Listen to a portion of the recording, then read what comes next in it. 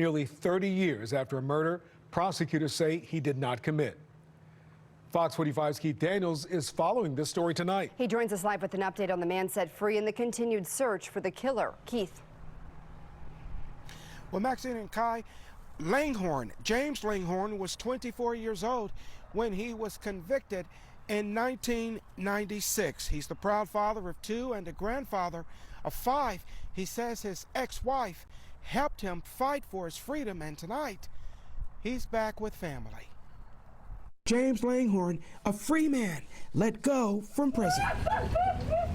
His sister, one of the first to be embraced. The hugs, the tears. Langhorne, 51 years old, released after spending nearly 30 years in prison, wrongfully convicted for a murder he did not commit. Langhorne let go Monday. The announcement made Thursday. Langhorne on what it means to be free. Day to day, I'm gonna process it. Day to day, I'm gonna get better. And there's gonna be some days that are gonna be bad, but I worked 30 years to get to this point. So you spent 30 years in prison, but found innocent. Now, let me ask you this. Can you please start off, first of all, can you give us a little bit of like your childhood? Like, did you grow up in a 2-parent home, whatever? I mean, I know all of this, but for those who don't know, just let them know how you grew up. All right. Well, like I say, I grew up in a 2-parent home. Mom and dad worked hard, put food and clothes on our backs. Definitely wasn't a perfect situation, but it was a situation that was adequate for 3 kids, growing up in a time that, wages were low, basically coming out of a era of racism, in general, people wasn't trying to bring us up. You had to work hard to get up, and my mother and father did it. They wanted me, my brother, my sister to have the best that life could offer. I became an academic student. I had my pitfalls, as we all do, living in urban areas. Seen a lot of crime, seen a lot of death, and at a young age, I had a child by a female. And truthfully, emanating my dad, who, probably was the greatest influence in my life next to my grandfather, showed me that, to be a man and to be a father is to take care of your seed. It's easy to create, but it's difficult to take care of and nurture, and I didn't want to be that guy. I wanted to be the guy who, when my kids went to sleep at night, I was somewhere close, and when they woke up in the morning, I was there to be that person to provide and cook breakfast and help get them ready for school. That was my dream. My greatest dream was to give my children even better than what my own mother and father gave me. What's wild about that? I get a lot of men that say that, or just a lot of parents in general, and we really mean that. We always we have our upbringing, and we can love our parents to pieces, right? Love our parents to pieces, but then we still want our children to have better than what we had. One thing again that I love, I know your family and everything, very good family. I'm going to put that clip of when you first got out of prison and how your family was right there, right? Yeah. Hugging you, embracing you. you. That was my father, and that was my older sister. Man, that is beautiful. That is beautiful. And that goes to show you have that family background.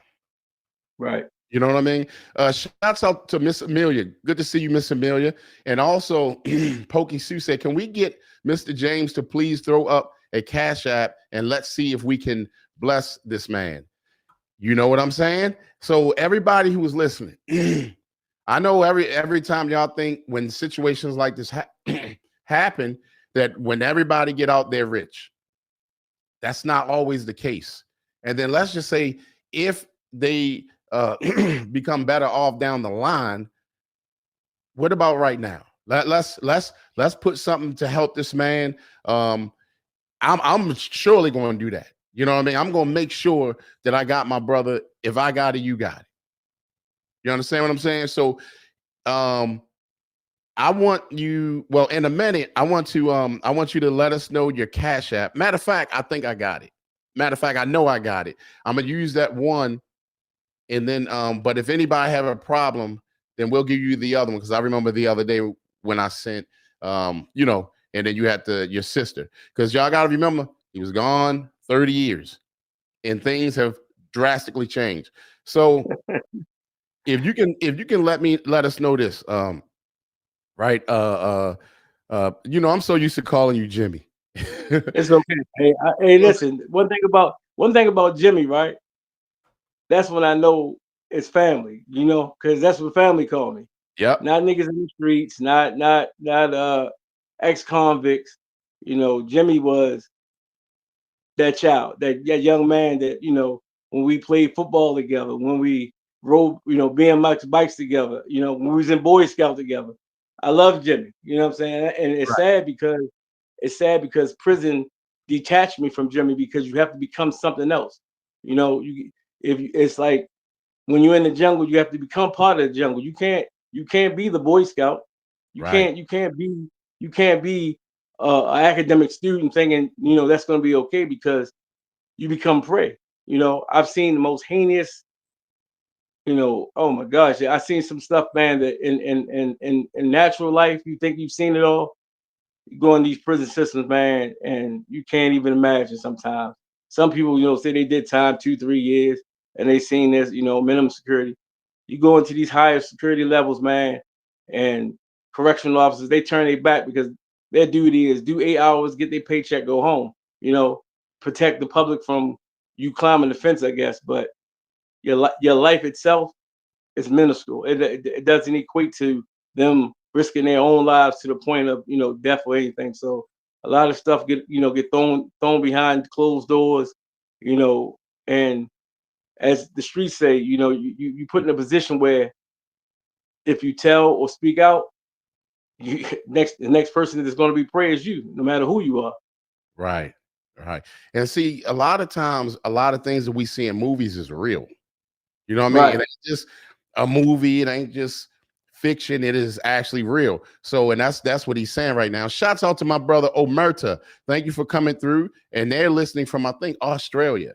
Right. Wow. And That's deep. shout out Pokey Sue also say, everyone, please like the hit the like button, and shouts out to Miss Leslie in the building. Thank you so much, Miss Leslie, and said happy birthday, Creek. Thank you so much. And you know what, Jimmy, this is my gift from you. You know what I mean? Showing up and getting to see you, because today is my birthday. Hey, man, come on, don't do that. I forgot all about it. I Hey, apologize, brother. But no, hey, no. I told you, man. You asked me to meet you on the moon. I'm a build the ship, brother. You know, that's the love I got for you. That's what I'm talking about. And I, you know, I appreciate you, brother. And like I said, this is my gift from you, showing up. You know what I mean? Just show up. Shout out to my baby sister in the building. Hey, Dean.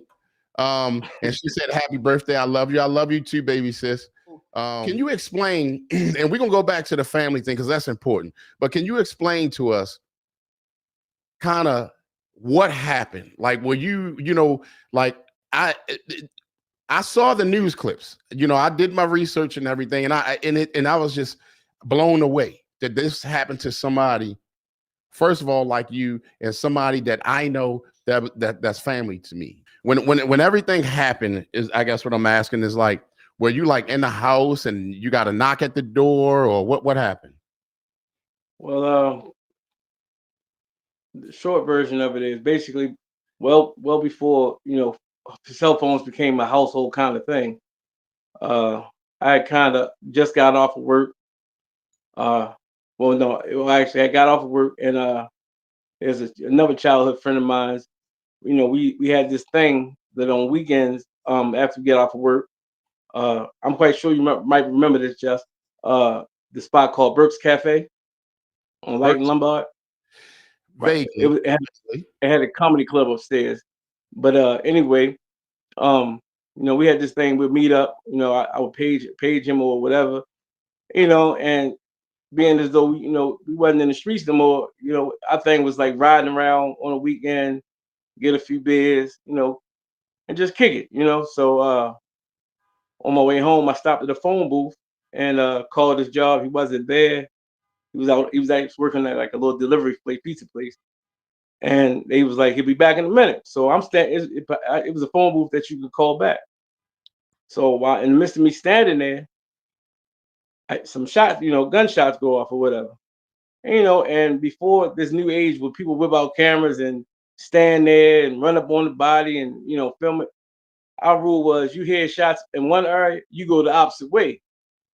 So in essence, that's what I did. I kind of identified it, went the opposite way, ran, whatever. And that was it to me. You know, I never really at the time even knew if somebody got shot, who shot somebody. Um, I had seen the neighborhood dude in the neighborhood he had walked by me a few minutes earlier, but you know, didn't mean nothing to me. Mm-hmm. Well, nearly 3 years to the day of the crime, I'm staying with my folks. I had did a little probation violation for not reporting. So I had pretty much just came home after that, you know, and I'm on my way out to take my mom to work. You know, I was going down to Georgia Douglas to sign up for college. And next thing you know, a whole task force kicking my doors in. You know, it was surreal. It was surreal, Justin. You know, the funniest part of it all was my reaction was like, I violated probation, and this how y'all coming to get me? Like, you know, my probation ain't even that serious. Like, I got less than a year, so left on probation. So I was like, wow. So as the captain came in, then on top of that, you know, our nature is to protect those that we love. So, you know, my aggression was y'all coming in with these guns pointing out, you know, and we know the stories of how when people come in hard and have an agenda, guns go off by mistake. So my mom was in the back room, you know, and she's coming out kind of like, what's going on? Because she, you know, the door, she hear all these people in the living room. And so I'm giving them a hard time because I'm saying, there go, gun go off and that lady get hurt. It's over, you know. So they come in there and I'm asking the captain, like, man, you come in here like this for probation violation? And he was like, nah, man, you under arrest for a murder of such and such, such and such. And I'm going, what? And I just kept saying, man, I just came home. I ain't even been out the house. You know what I'm saying? I'm like, I go places to and from and back in the house, you know. So you know, it was shook me up. And then as he said, you know, started trying to explain when, what, and where. I was like, man, I ain't been down there in 3 years, you know. And he was like, yeah, that was 3 years ago that it happened. And I'm, and no, and I'm going, and in my mind, you know, you have to understand, my mind is scrambled at that moment because I'm going, are you serious? Like, take a moment and really review, you know, my criminal history. You know, I sold drugs, no doubt. I've been working. You know what I'm saying? After that first experience of them trying to take your life for even the small amount of drugs, offer you all these crazy numbers, my choice was be a father to my two daughters. You know, get them out them projects. You know what I'm saying? And it wasn't no longer by any means necessary. It was like by the means my dad did it. You know what I'm saying? My dad did it honorably. You know what I'm saying? Worked hard, 2 jobs. If he had to walk, you know, to get to work, he walked. You know what I'm saying? So how can I do any less? And here it is now. I'm ready to sign up for college. I'm ready to take a minimum wage job just to appease, you know, the court system because I'm on probation. And now, you know, less than a month after being released, I'm back in handcuffs. You know, for something that I really didn't even. And even as they were talking to, I still didn't know what they was talking about. It took probably about 3 months to piece together really what they were really talking about. You know what I mean? You got to dig hard because, you know, 3 years ago, how many people can remember what they did 3 years ago? How many people even remember somebody shooting something around them, but it didn't involve them personally that they really remember? You know what I'm saying? So that's what I was dealing with. And they were pressuring me to tell them a narrative that I couldn't give them. I didn't know, you know, and that I guess that upset them. And on top of that, to compound it, because it was a cold case, because it was a case that was being backed by politicians, the White House. You know, this is when Clinton was in office. During my trial, I found out there was 37 letters from politicians, and the narrative was always saying find somebody. It didn't say investigate, work harder. It said find somebody. So at the end of the day, I became a square peg being pushed inside of a circle hole. You know what I'm saying? So, Right. and that's what they did. And then, it took nearly 30 years for them to dig and research to find out. For instance, my indictment said I robbed this guy. I took a watch, a ring. With one of the things that freed me so easily was the fact that a girlfriend of the victim had been years telling the homicide detectives there was no ring. The ring had been gone for a while. And on top of it, the catalyst of it all was the watch they claimed that I stole was with the property of the victim when it was picked up after he was deceased. Now, homicide knew this. Nobody said anything. So you know how that goes. Man, I've never heard so much dirt in a case. I know dirt goes on in the case, but that's dirt. You know what I My mean? brother, listen, when you say dirt, we talking 2 graveyards full. You did? Like Mhm. the people that investigated my case is a great group of people called Mid-Atlantic Innocent Project based out in DC. Mm. Also, our recent prosecutor, Marilyn Mosby, she Mhm. created a program called the Integrity Unit in Baltimore.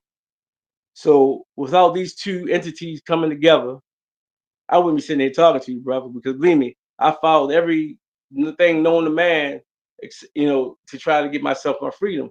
But like I say, as they dug, man, they was uncovering bodies all over the place because between the crooked prosecutor, the crooked police paying these witnesses to lie outright, knowing that these people are saying, "Oh no, it wasn't this. No, we'll do this to you if you don't say this." Mhm. Uh, Shouts out to this investigator that works for this lady who's a prosecutor, but a great lady. Her name is Lauren Lipstone for Baltimore City Prosecutor's Office. She dug her teeth in as she saw the bodies pile up. She said she sent her investigator to just view one of the witnesses' testimony, which was I was in a window and I saw the man at the phone booth, right? I stepped away from the phone booth. I stepped away from the window for like maybe a second or two, and then she heard gunshots. So first of all, Perkins Projects is no longer a project. It's been torn down. But thankfully, this investigator, I wish I could remember his name because I should, because he's a godsend also. He said he went down there before the projects was torn down, and he went to that same window. And in my brief, my filing of actual innocence, the brief states that this lady would have had to have Superman ability to see through a wall to see me at that corner. Mhm. He was lying. I knew it. I tried to tell my attorney at trial. He ignored me. He didn't do anything for me. Right. I feel sorry for any man who ever had the guy Sam Braves as an attorney because the man was an ex-prosecutor that was working with him and doing whatever he could to, uplift the prosecutor's office conviction. So he did that. Um, this man he dug up everything, brother. He damn near cried to me when he came to see me to tell me the atrocities that had been done to me. So in the finality of things that they were explaining to me what was being filed, they said I was one of the first cases they ever had that not only was my brief long, usually when you file actual innocence, it's a case of maybe 3 or 4, different issues that come up that shows that okay, this man was done wrong. These should be able to get his conviction overturned. Man, my brief was 26 pages long, from, like you say, the corruption of the police, the corruption of a prosecutor coercing and threatening witnesses, and on and on and on and on and on. They doctored testimony from people who gave affidavits. There was a tape from one witness that was 40 something minutes long. Turned out it was missing 16 minutes. So it's Mhm. like 16 minutes, is a lifetime being on the tape, Yes. and they couldn't even like justify the missing of 16 minutes. Whether people know it or not, when you do a tape affidavit or a video film affidavit, each moment is timestamped. So right now, Justin said, you said, okay, we're going to take a commercial break, or we're going to pause for a minute. you would have to stop the tape there and say the time that you're stopping it to ensure, there's no, funny business. But this tape was continuous. But yet, if you check the time that he started it and the time that he stopped it, it was missing 16 minutes, and that was brushed aside also. So, like I say, it was a plethora. I mean, when I say a plethora, I mean it was outrageous of how much stuff was done to secure a conviction. You know what's crazy? Let 16 minutes be missing out of a video from us, civilians, or us everyday people. We going to jail just because. You better believe it. But you're saying that it was 16 minutes missing out of their tapes. That's Yeah, the affidavit that was taken by the police and given to the prosecutor. The testimony of the person, all of a sudden, 16 minutes became missing. So what happened was, I was able to obtain copy of the written transcript, the transcript of the audio tape. And as you read it, you see where there's breaks for periods of time, because a question will be asked and then there's a pause, right? And what was clearly obvious on several pages of this type transcript was a question would be asked. The answer wouldn't be something that they wanted to hear, clearly. Did James walk down the street? Oh, no, he didn't walk down the street. A pause. They'll ask they'll ask one or two other questions, right? Come back to that same exact question, and the witness will be like, oh yeah, James, yeah, he was walking down the street. And then you pause, like, what the hell? Like, do anybody realize they just said I didn't, and now they're saying I did, and they asked the same question? But that all of it was swept under the rug. Objections went to the favor of the prosecutors at the time. And it was sad because I think, and I believe in my heart of hearts, that it wasn't really until towards the end that the judge realized these people were lying. But she herself was caught in the middle, because now it's like, what am I supposed to do? Can she just declare mistrial because she feel that way? No.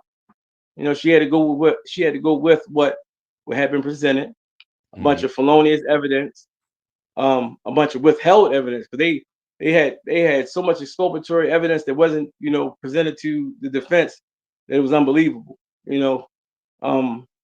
didn't even call witnesses that were relevant, and the most the most disturbing part to a lot of people was the fact that there were other suspects that they didn't even try to look up, didn't even try to investigate to see where it went.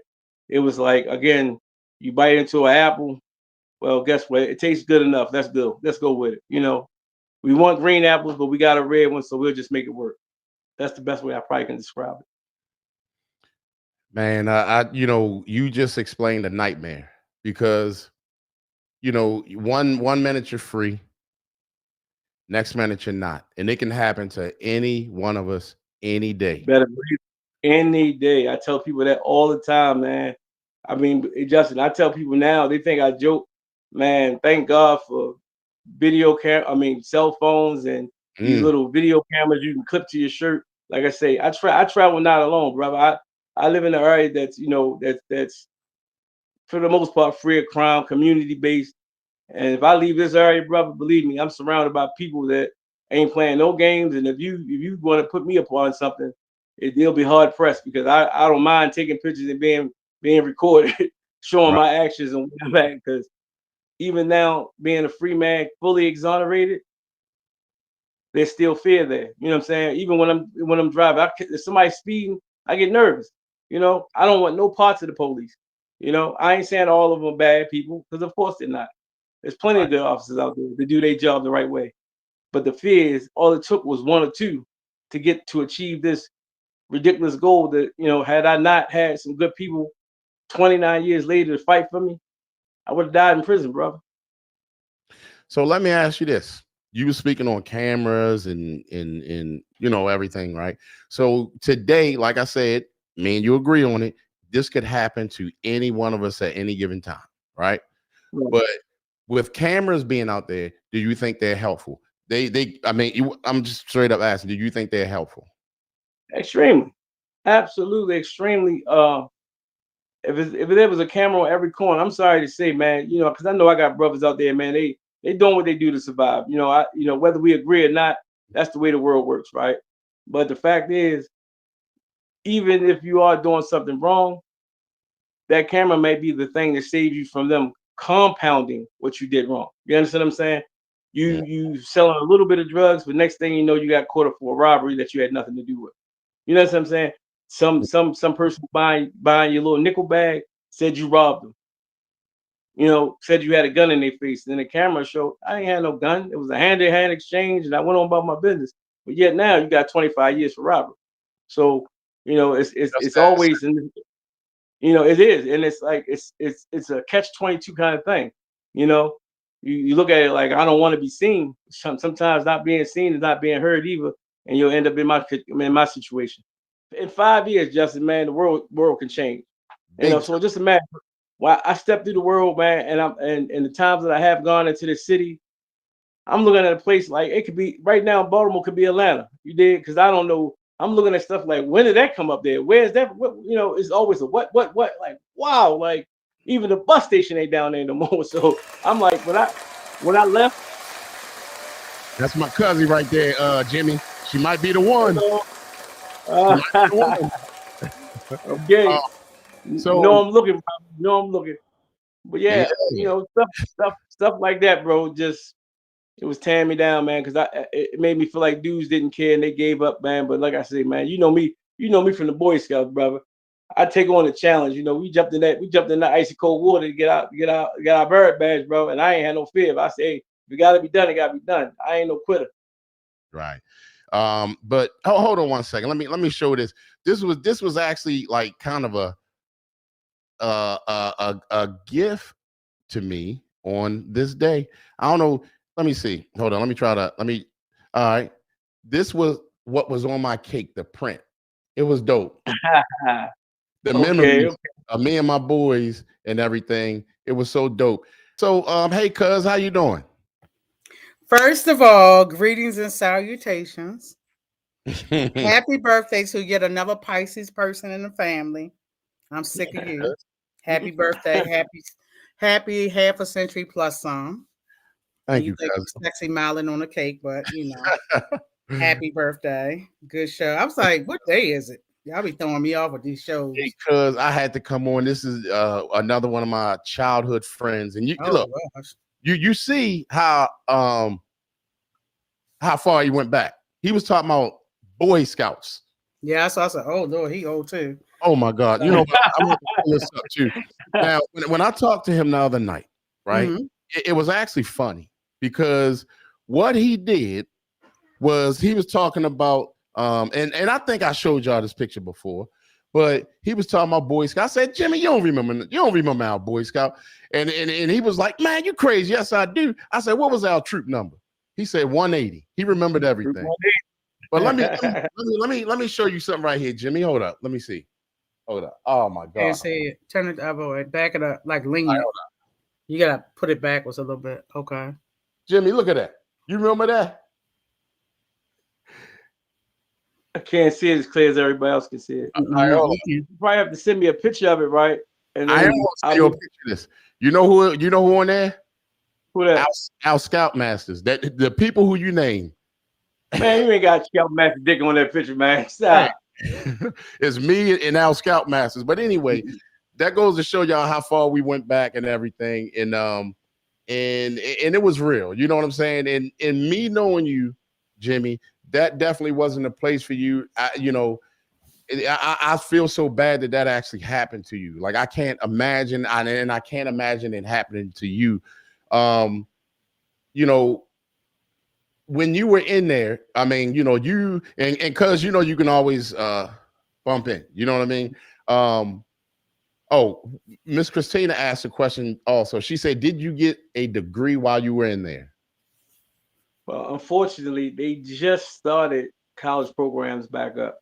Like some of us who had college credits, in the early 2000s. They shut all those programs down, and ironically, in 23 they started them back up, but you had to have at least more than 5 years left on your sentence for you to even apply. And then they only taking 15 students out of an entire prison system. So you know how that goes. Mhm. Yeah, that's wild. And so during your time in there, did you just so happen to run across any other people that we knew that we grew up with? Um, to be honest, I can't really specifically mention people by name. Yeah, you ain't got to Um, mention my name, but nobody as close as you and I per se. I've seen a few guys from between our Frederick neighborhood and when I moved over Poplar Grove. I've seen a few guys like come breeze through, oftentimes in horrible condition. They out there thugging and drugging. So, it was no reminiscing. It was like, man, get your stuff together, man, and they might have a little bit of time and leave. So, but it was nothing that I could even name, really and Mm. truthfully. okay. Which is actually a good thing because outside of hearing a lot of our brothers, man, losing their lives to them streets, not many of us came to prison. You know how we grew up, Justin. We wasn't the perfect guys, man, but we had shit, we had stuff on our mind, brother. We Right. was looking for a future. We knew there was a future there. We just had to reach out and grab it. And I'm hoping that the reason why I didn't see a lot of those guys is because they did make that choice of grabbing that future.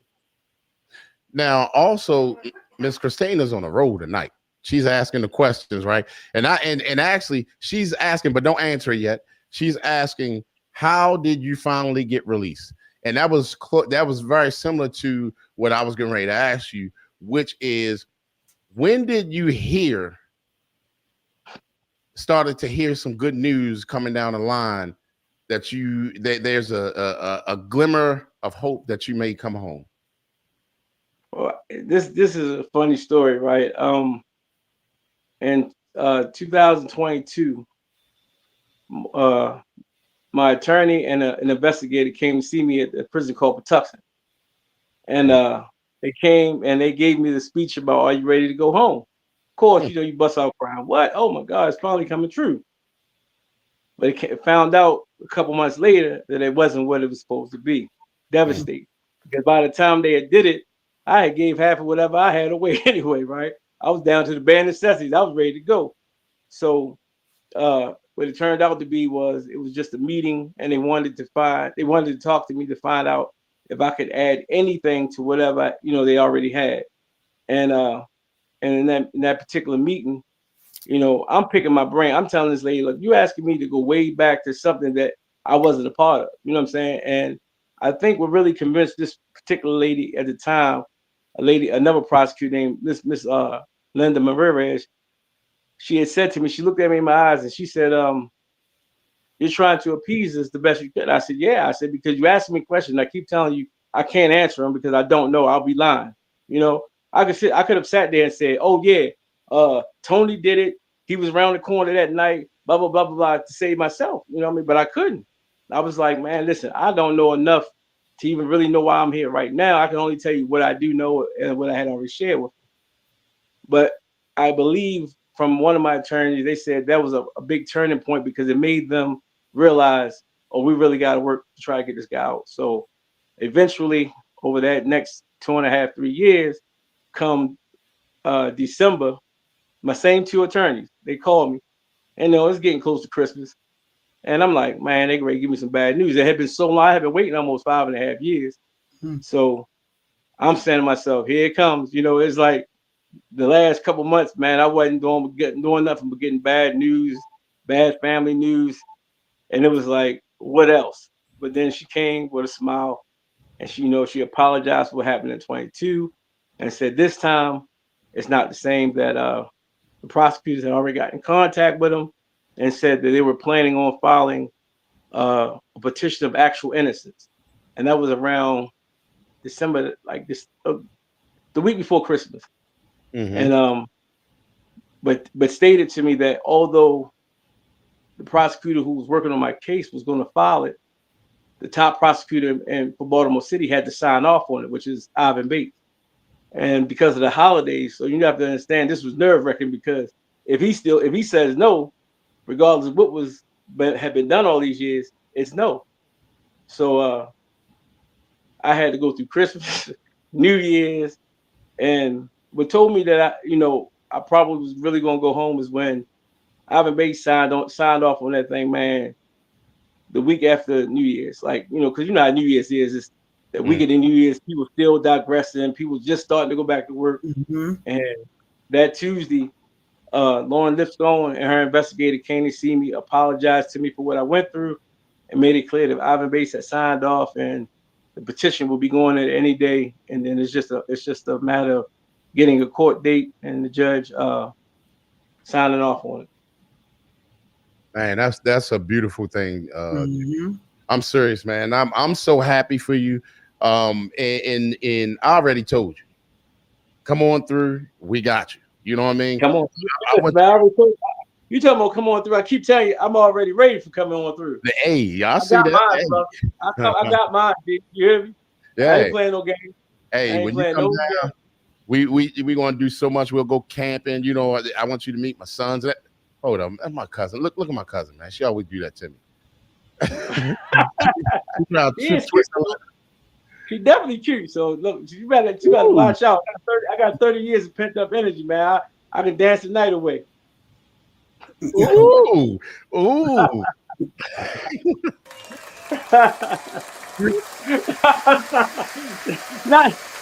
Not the audio clap. You ain't give me the audio clap, huh? Yeah, I did. He is smart tail. I feel like I'm on Johnny Carson. Yeah. Miss Leslie said, "I am so sorry that you went through this." Yeah. And you know what, Jimmy? Another thing we was talking about the other night, right? Where you was talking about how we started talking about psychiatrists and you know what I mean? Let me tell you something.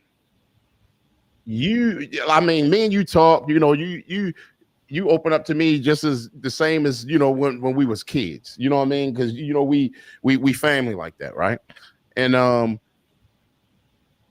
you know, I'm so glad that you're open to that, to like wanting the therapy and the psych. Who now? My cousin could tell you a lot about a lot of that too, right? Like who would not want that? Creed. You know good and well. I'll take the therapy and all of that. Well, you know, a lot of people don't want it, brother, because I want it. That ain't where we come from. You know, right. When we had issues as children, you get the spanking on your hind parts, go upstairs and deal with it, kind of thing. You know what I'm saying? So, right. You know, growing up, it continues. You know what I'm saying? It's almost hereditary in the African American community. You know, then on top of that, you know, a lot of insurances at this, you know, during those times, they don't cover that. You know, it's like if you ain't got it out of pocket. You know, anybody paying no $50 an hour to talk to some guy just taking notes and telling you, you know, nod his head a few times. So, you know, it's not as easy. And then you have to think, who you want to talk to who can relate to what you really go through in an inner city neighborhood. If you ain't got people of color, or even, you know, white people who, you know, live in Pigtown type people can relate to our experiences. You know, a psychiatrist in general is going to clinically use a textbook to tell you what's wrong with you, and that's impossible. You know, unless that textbook was written by, you know, Frederick Douglass, it ain't gonna relate. Right. So he only saying it to be smart. So thank you for sharing that. But I think now a lot of people are more open to mental health therapy because now it's really trickling down to childhood trauma to adults. And we know in the prison system, most people who are in the prison system had some type of trauma or some type of disability, especially special needs growing up. They got in trouble, they were pinned, wrongly charged, and things like that. So I'm definitely a big advocate because I do behavioral health. I am a behavioral, but that's why my cousin being smart. But I do encourage everybody, not just people of color, but anybody, males, females, don't look at it as being a weak point. Even therapists have therapists. We have we go to therapy too. because we always need, other people to bounce information off of that's not related to you, or they can be unbiased. So definitely, yeah. I definitely would like to get your information to have you talk to some of my clients. I'm a program director for a mental health and recovery based agency, one of my many jobs, but I do encourage. I just had another gentleman who did, I think, 25 years in the Maryland prison systems, and he has a horticulture business. So I had him come talk to my clients. I wasn't there because I don't live in the area, but they came and they absolutely loved to hear his background. They gave excellent feedback, and even if we had to do it via video, I definitely would encourage that. You have a great story to tell and a story of encouragement. We have a lot of adults who have children who are in prison, and they don't, they understand because maybe they've had that happen to them before, but we need to know that there are people who are willing to tell their, experiences and give encouragement. Right. Well, I'm there. I told Justin, man, there's pretty much nothing I won't do for him. So, No, and if man. it All relates right. to his family, that applies as well. Yeah, that's my people's right there, He cousin. all right. He all right. Come on, cuz. You know good. Well, what's up, Miss Leslie? How you doing? Oh, fine. How are you? They saying like every year I'm learning more and more of Creek neighborhood folk. My neighborhood. Y'all still around. Y'all still around. And, definitely have good connections with him. We are first cousins, so I know his little bad behind out there in the village. So yeah, I'm glad and I'm grateful he can still have those conversations with a lot of gentlemen who are still alive. All right. So I you have have a question. Oh, go ahead. Did you have a lot of faith in God to help you get through this? Or, I mean, Faith is an understatement. Faith is all you have. It's like, what else you hold on to? What is the most tangible thing in all of our lives is God. You may right. can't see him, but he's there. Because if it wasn't, when you look around the earth, when you look at the sky, you look at the birds, wasn't all spontaneous. And that's how I live my life. I know there is a God.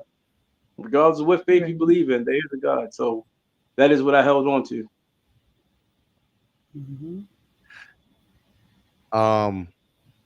Jimmy, I'm trying to pull this up, right? I'm trying to pull up your Cash App. Is it James L 737? Yeah, that's what it is. Okay, all right. I'm gonna get it up there because it doesn't take much to help others. You know what I'm saying? So just put it out there. He will be greatly appreciated on a lot of this, and I'm gonna make sure I come through for him. And then even later on, when other people see this, they may come through for you. And I just want to make sure your Cash App is there so that they can do so. Hello, Miss Christina. Did you have a Hello.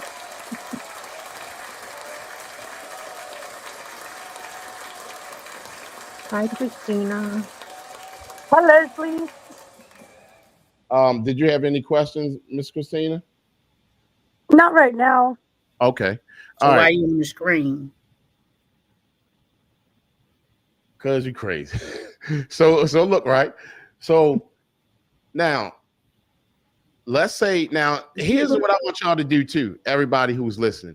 When y'all get a chance, pull up, y'all can pull him up by his name or go to the Baltimore News and pull up his name. And that way you guys can really see what's going on, because this is deep. And like I said, this can happen to anyone, any given time or whatever.